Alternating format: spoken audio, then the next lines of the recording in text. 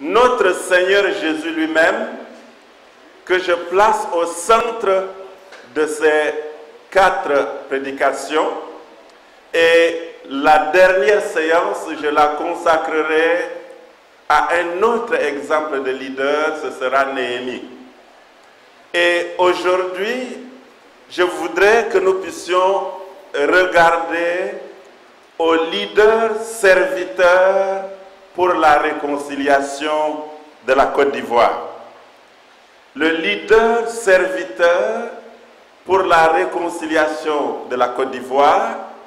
Et comme vous allez le voir, le leader serviteur est important non seulement pour la réconciliation, mais aussi pour l'après, parce que c'est la vie du peuple de Dieu. Et je vous invite à tourner vos Bibles à la page de Marc chapitre 10. Marc 10, les versets 35 à 45. Si vous avez vos Bibles sous vos yeux, et je souhaite que vous puissiez les garder ouvertes, nous allons lire la parole de Dieu.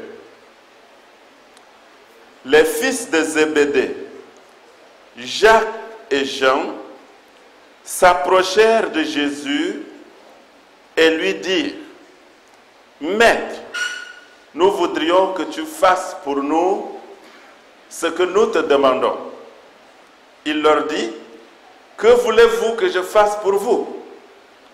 Accorde-nous, lui dirent-ils, d'être assis l'un à ta droite et l'autre à ta gauche quand tu seras dans ta gloire. Jésus leur répondit: Vous ne savez pas ce que vous demandez. Pouvez-vous boire la coupe que je dois boire ou être baptisé du baptême dont je dois être baptisé? Nous le pouvons, dirent-ils. Et Jésus leur répondit: Il est vrai que vous boirez la coupe que je dois boire et que vous serez baptisés du baptême dont je dois être baptisé. Mais pour ce qui est d'être assis à ma droite ou à ma gauche, cela ne dépend pas de moi et ne sera donné qu'à ceux à qui cela est réservé. Les 10, ayant entendu cela, commencèrent à s'indigner contre Jacques et Jean. Jésus les appela et leur dit: Vous savez que ceux qu'on regarde comme les chefs des nations les tyrannisent et que les grands les dominent. Il n'en est pas de même au milieu de vous. Mais quiconque veut être grand parmi vous, qu'il soit votre serviteur. Et quiconque veut être le premier parmi vous, qu'il soit l'esclave de tous. Car le Fils de l'homme est venu, non pour être servi, mais pour servir et donner sa vie comme la rançon de beaucoup. Seigneur, nous prions que tu nous parles à nouveau, aujourd'hui, cet après-midi, parce que ta parole est riche, elle est la vérité, elle est porteuse de vie, de transformation, de guérison et d'espérance. Parle-nous, Seigneur, nous t'écoutons. Au nom de Jésus. Amen. Le texte est placé juste après que Jésus ait commencé à révéler à ses disciples le chemin qui allait l'amener à la croix. Au verset 32, ils étaient en chemin pour monter à Jérusalem et Jésus allait devant eux. Verset 33, « Voici, nous montons à Jérusalem, et le Fils de l'homme sera livré aux principaux sacrificateurs et aux scribes. » Jésus a commencé à parler de l'expérience qu'il allait vivre, l'expérience de la croix. Et ce texte que nous avons lu fait suite à cela. Et c'est très intéressant de remarquer que ce n'est pas la première fois qu'un incident arrive suite à la révélation de l'expérience de la croix faite par Jésus. Une première fois déjà, quand Jésus avait parlé de ce qu'il allait vivre sur la croix, il y avait un disciple qui a commencé à réagir. Et la plupart du temps, leurs réactions sont autour des intérêts personnels. Je voudrais souligner que ce n'est pas neutre. Chaque fois que Jésus mentionne la croix, cela suscite un incident parmi les disciples. Et je pense que ce n'est pas neutre.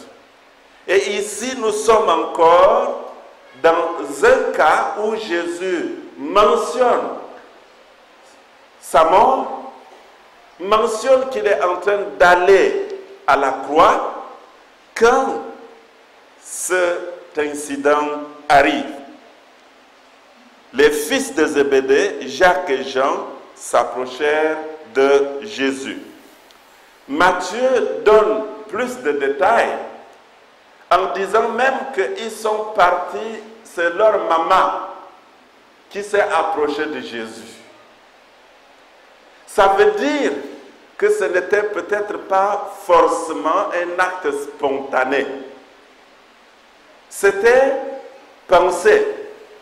Probablement, ils en avaient déjà discuté à la maison.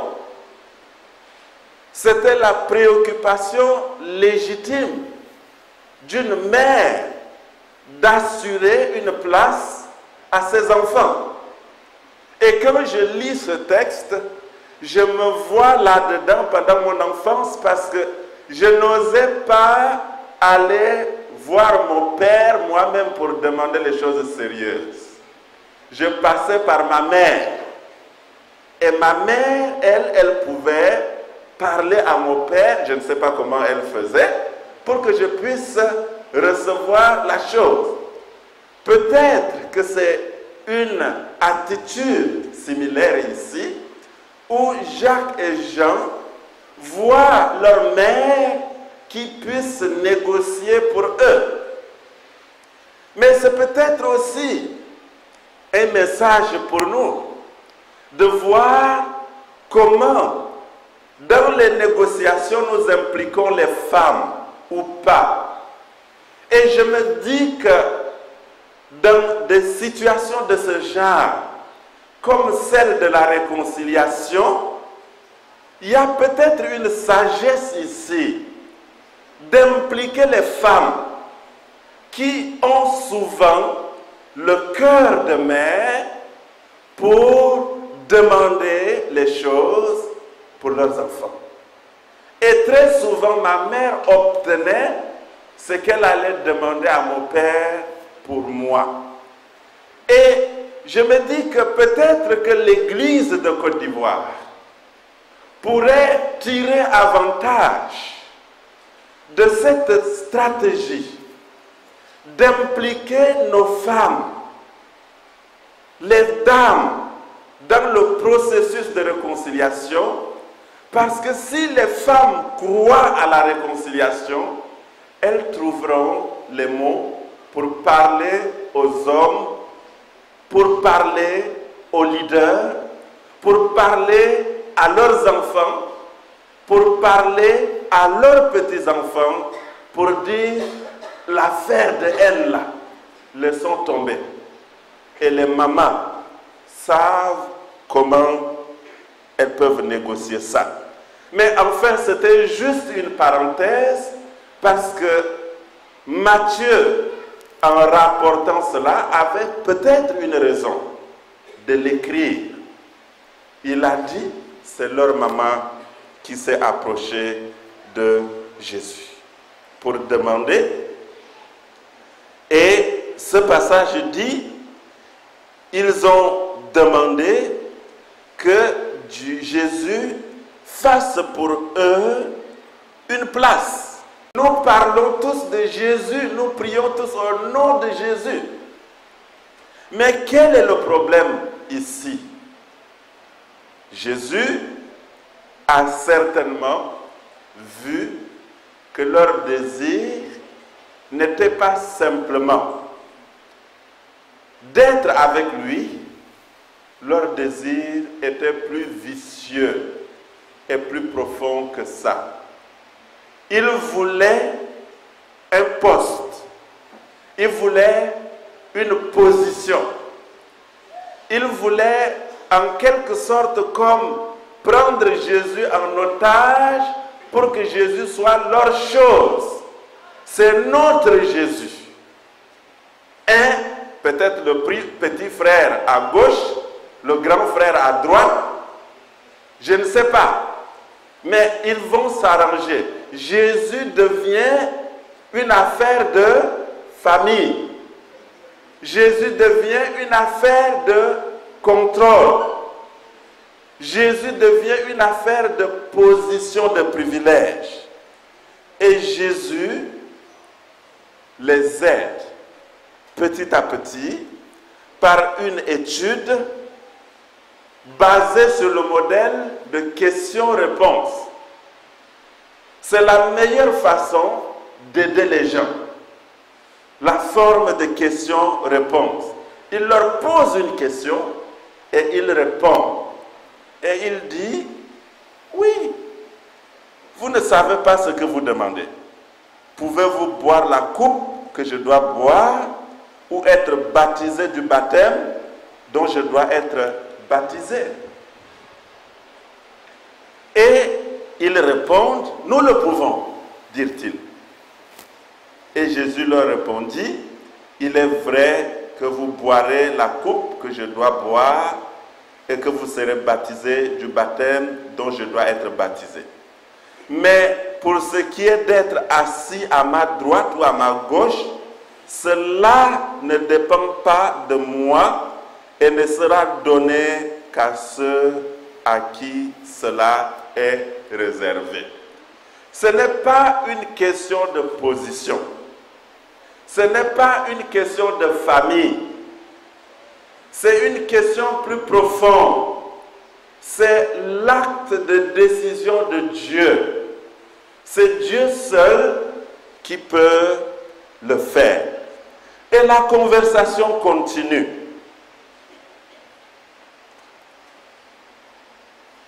Les 10 ayant entendu cela commencèrent à s'indigner contre Jacques et Jean. Mais pourquoi ils s'indignent? Ça veut dire au fond que eux aussi n'étaient pas différents. Les deux frères les ont devancés dans leur demande.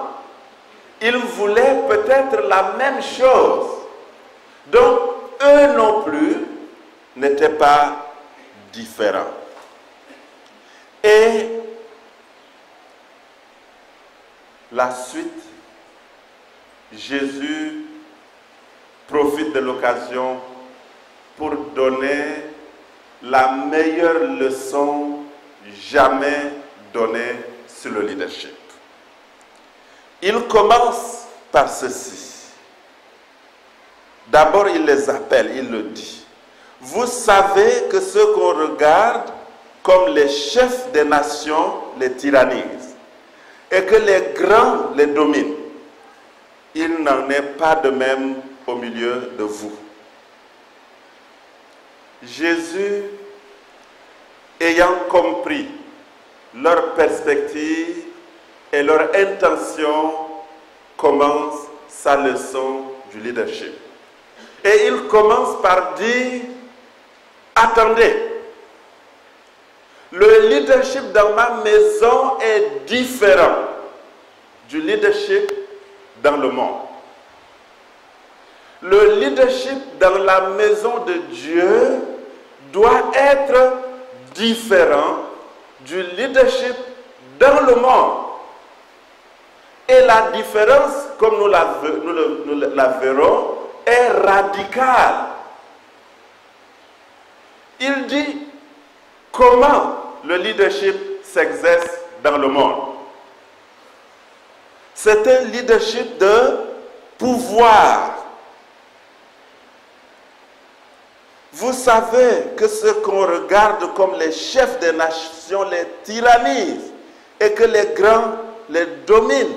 C'est un leadership de domination. Regardez comment on tremble devant nos présidents, nos ministres, nos députés. On tremble devant eux. Et c'est cela le modèle du leadership. Regardez comment on s'empresse pour les servir, pour les accueillir. Ils voyagent en première classe dans les avions. Avec l'argent de qui? Avec notre argent. On doit dire au président Ouattara, l'argent que tu prends pour payer avion, c'est l'argent du peuple, c'est mon argent. Ce n'est pas son argent. Mais c'est ça qu'ils font. On doit dire au ministre, l'argent que vous prenez pour bouffer, pour payer maison, deuxième, troisième bureau à vos maîtresses, c'est notre argent. C'est nous qui travaillons, qui payons les impôts. Et vous utilisez ça pour manger. Vous mangez notre argent. C'est ça le leadership dans le monde. Le pouvoir, le contrôle, la manipulation. Ils utilisent leur position.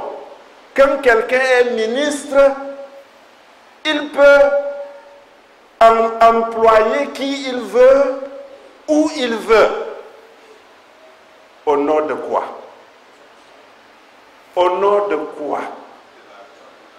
De l'argent et du pouvoir. Et Jésus dit, voilà ce que vous êtes tous en train de rechercher, chers frères. Jacques et Jean, vous les avez critiqués, mais vous, c'est la même chose que vous êtes en train de faire. Vous devez changer. Le leadership dans l'Église doit être différent. Il ne doit pas être un leadership de pouvoir, de domination, de tyrannie. Et ici, chers pasteurs, je m'excuse un peu, nous avons transformé le leadership dans l'Église en leadership de pouvoir. Je sais que certains sont occupés, mais il y en a, c'est plus facile de voir le gouverneur du district d'Abidjan que de voir son pasteur. Il faut demander audience. Et parfois, ça prend une semaine. Jésus dit non. Ça, ce n'est pas le leadership dans l'Église. Ce n'est pas le leadership dans le royaume. Ça ne doit pas être la domination. Ça ne doit pas être la tyrannie. Et il continue en disant positivement ce que le leadership est.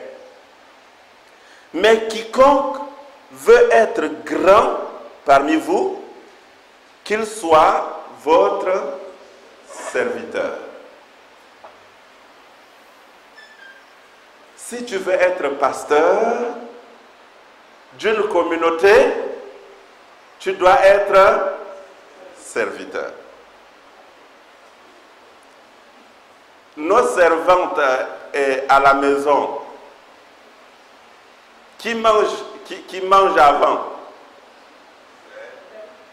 Non? C'est le patron qui mange avant. Quand la servante prépare, elle met d'abord pour le patron à côté. La bonne viande, c'est pour qui? Le patron. Maintenant, quand nous on est pasteur, parce que c'est ça que Jésus dit. Jésus dit, la bonne viande, c'est pour les fidèles. C'est pas pour nous. C'est ça que Jésus dit littéralement. La bonne viande, c'est pour les fidèles. Celui qui veut être grand parmi vous, qu'il soit serviteur. Mais comprenons-nous bien, ce n'est pas fini, ce n'est pas la suite de l'affaire. Parce que s'il s'arrêtait là, on peut encore jouer comme ça. Il continue. Qu'est-ce qu'il dit? Quiconque veut être le premier parmi vous, qu'il soit l'esclave de tous. Est-ce que vous voyez une montée en échelle? C'est déjà bon d'être grand. Mais Jésus dit, si vous voulez être grand, vous devez être serviteur. Mais c'est mieux d'être le premier. Si vous voulez être le premier, vous devez être esclave. On quitte serviteur pour venir au niveau de esclave. C'est ça le leadership serviteur pour la réconciliation. C'est ce mouvement que nous devons faire. Nous les pasteurs, si nous voulons être grands, nous devons apprendre à être des serviteurs.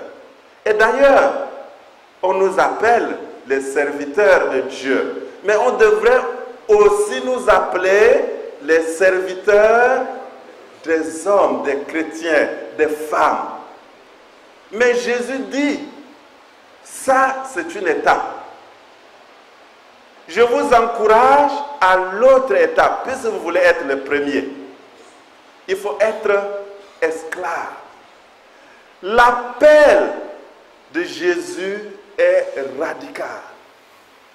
Et parce que Jésus veut mettre le doigt sur la différence qu'il y a entre le royaume du Père et le royaume du monde. Jésus veut mettre la différence entre le royaume de Dieu et le royaume du monde. C'est différent. Les principes sont différents. Et les principes sont à l'envers.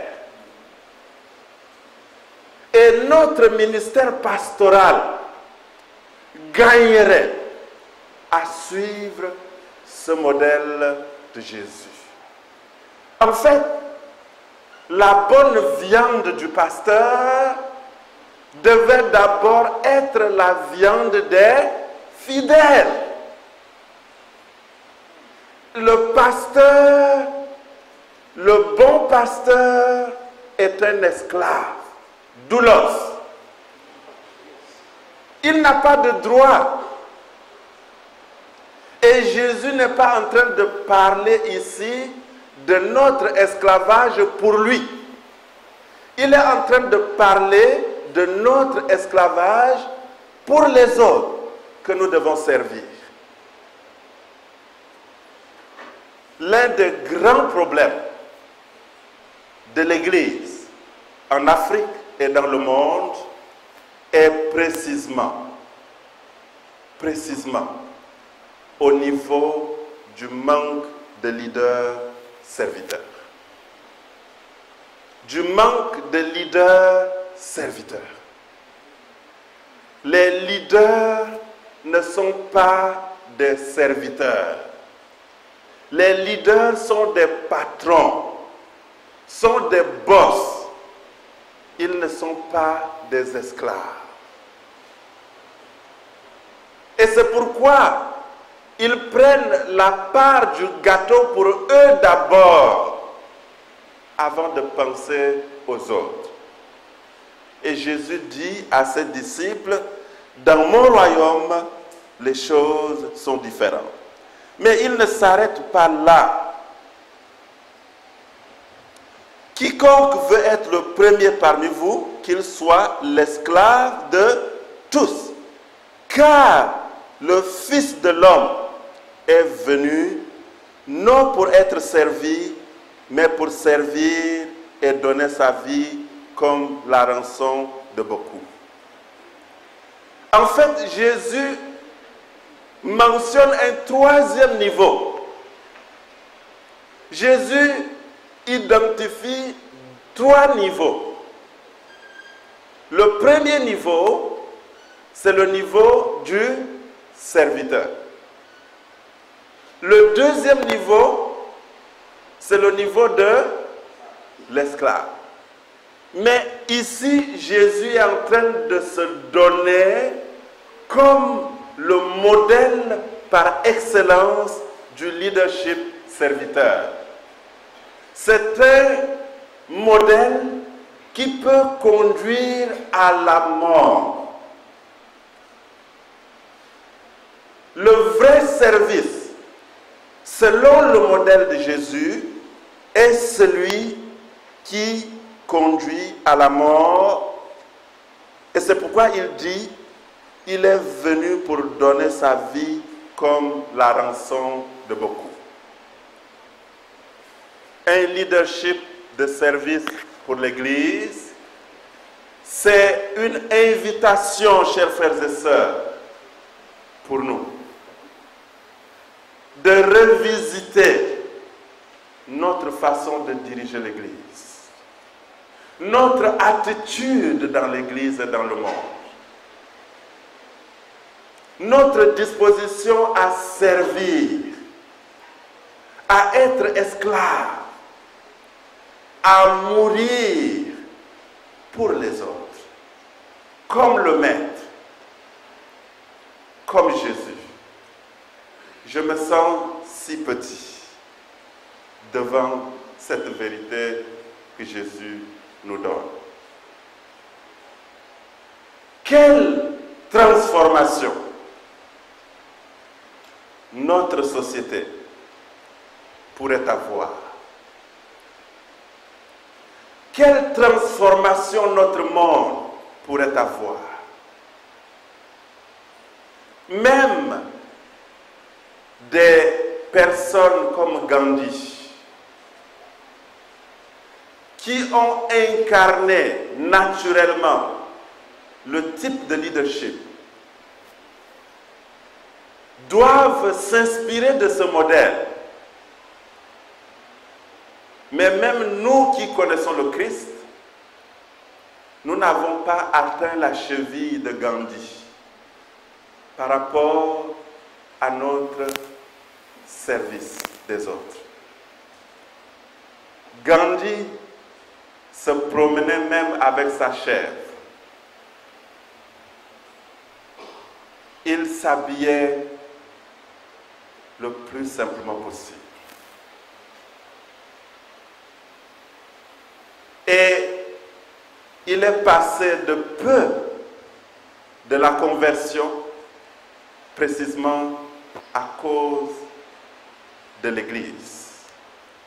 Il a dit, les paroles de Christ sont si profondes, mais il n'a pas vu ces paroles être pratiquées dans l'Église. Il se serait donné au Seigneur.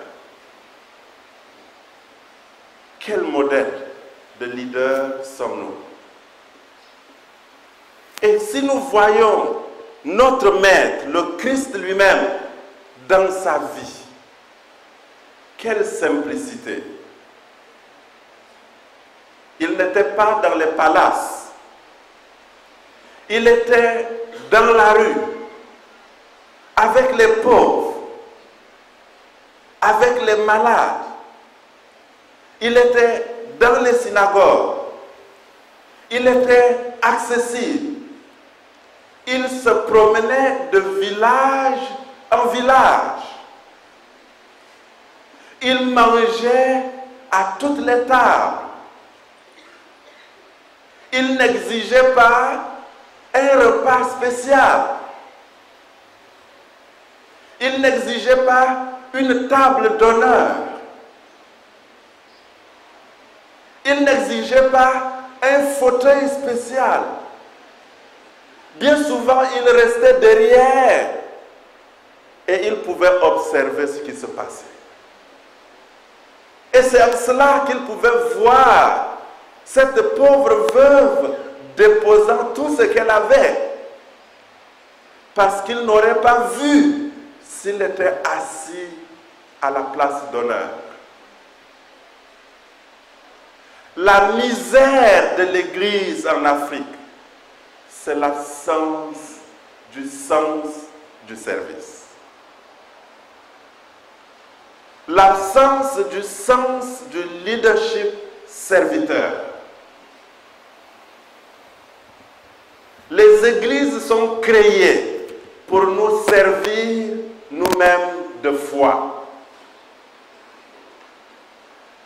Les ONG sont créées non pour servir les Sidéniens,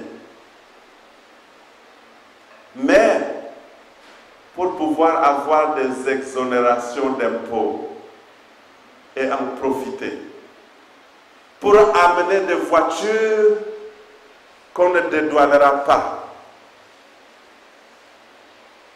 Et c'est pourquoi ces choses marchent difficilement, parce que le but à la base n'est pas le service. Et donc, nous ne serons pas prêts à nous sacrifier. Et c'est aussi pour cela que l'Église africaine, parfois, lutte avec les questions matérielles. Parce que chacun pense à soi. C'est difficile d'envoyer son argent pour donner pour la mission. Puisqu'on veut d'abord être servi avant de servir. Et Jésus dit, je suis le modèle. Serviteur, esclave, la mort. Le vrai service, le vrai leadership peut nous conduire à la mort pour nos fidèles, pour la société. C'est ça la grande leçon de Jésus. Mais le vrai leadership est un leadership transformationnel. Verset 45, car le Fils de l'homme est venu non pour être servi, mais pour servir et donner sa vie comme la rançon de beaucoup. C'est au travers de la vie de Christ que la transformation est possible. Si nous parlons de l'absence de transformation ou bien de la lenteur de la transformation dans nos nations, c'est précisément parce que nous n'exerçons pas ce leadership qui doit produire la transformation comme celui de Jésus. Et la transformation par excellence, c'est le salut. Pour que les hommes et les femmes soient sauvés. C'est pour ça qu'il a donné sa vie. Et c'est pour ça que nous pouvons accepter d'être esclaves, d'être serviteurs. Ça me coûte quoi de perdre mon privilège si, par mon exemple, une âme peut être sauvée? Ça me coûte quoi de perdre mon privilège, si par mon exemple, une âme peut se repentir, peut se sanctifier. Parce que le plan de Dieu, c'est que les gens soient transformés à l'image de Jésus-Christ.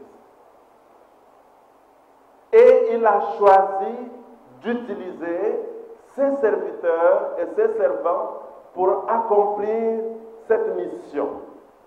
Et c'est pourquoi dans Actes chapitre 1, comme vous voyez bien, la mission que Jésus nous a commandée, c'est de continuer ce qu'il a fait. Théophile, j'ai parlé dans mon premier livre de tout ce que Jésus a commencé de faire et d'enseigner dès le commencement. Il veut que nous puissions continuer cette œuvre.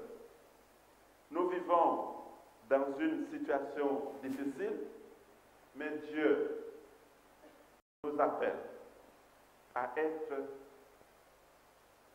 des gens qui le servent selon un paradigme nouveau, qui le servent selon une perspective nouvelle, qui le servent selon une vision nouvelle, qui le servent selon une approche nouvelle, pas comme les gens du monde. Des leaders beaucoup plus simples, des leaders ordinaires, des leaders qui se mêlent à la foule, des leaders qui s'habillent comme tout le monde, des leaders qui mangent comme tout le monde, des leaders qui fréquentent les lieux que les autres ne fréquentent pas, parce que c'est là où il y a le plus de besoins. Des leaders qui vont là où les voitures ne peuvent pas aller, parce que c'est là où il y a le plus de besoins. Et quand nous regardons, et je voudrais terminer par là, au niveau de nos nations, de nos pays, nous en parlerons probablement un peu dans la dernière séance. Pourquoi nous avons tant de problèmes? L'une des raisons, ce n'est pas la pauvreté. C'est que très peu de nos leaders sont des leaders serviteurs. Très peu de nos présidents, très peu de nos ministres, très peu de nos parlementaires viennent au poste pour servir. Ils viennent pour se faire un nom, pour se faire de l'argent, pour construire leur maison, leur village. Ils ne viennent pas pour servir. Et c'est pour ça qu'il y a beaucoup de corruption. On les appelle des ministres, mais ils ne sont pas ministres.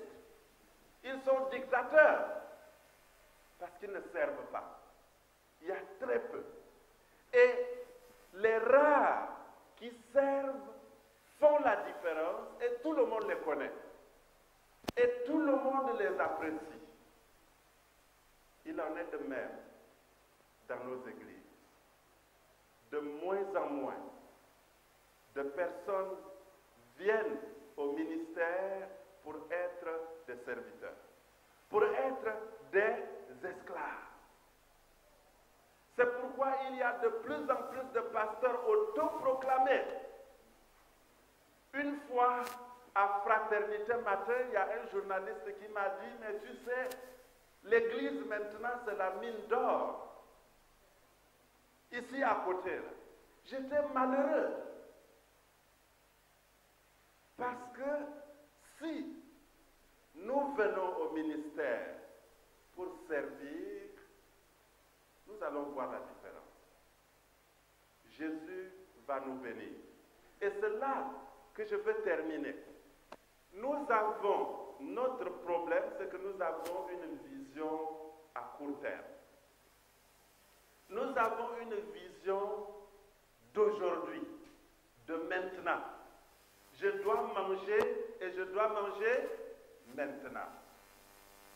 Nous ne comprenons pas la perspective d'investissement de Jésus.